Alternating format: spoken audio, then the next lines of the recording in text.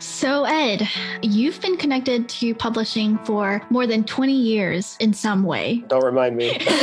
You've been an editor, a reporter, an author, just to name a few of your roles. And all these conversations we're having these days about the publishing industry being so white. Has that always been the case in your 20 years of experience? I guess it depends on how you frame it. I try to look at things from the more hopeful, positive side, but things are changing or we're making progress. But if I have to be blunt and honest, it's been pretty white.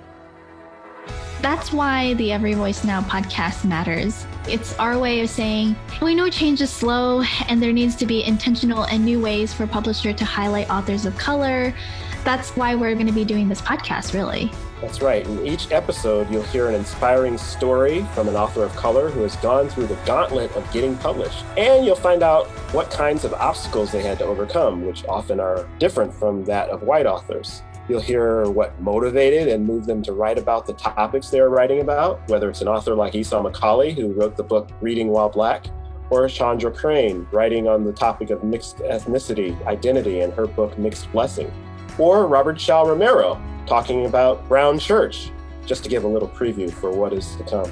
What I'm most excited about is we're not just talking about the book and the content, which I think a lot of these authors do on a lot of podcast interview. They're sharing about why they wrote the book or what the book is about.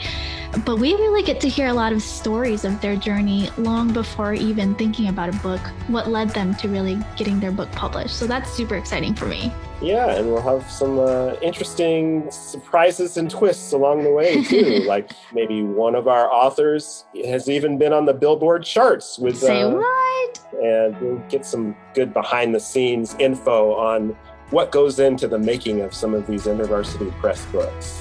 Well, I hope that gets you guys excited for what's ahead, because the Every Voice Now podcast launches on October 26th. So stay tuned and subscribe so you don't miss a single episode.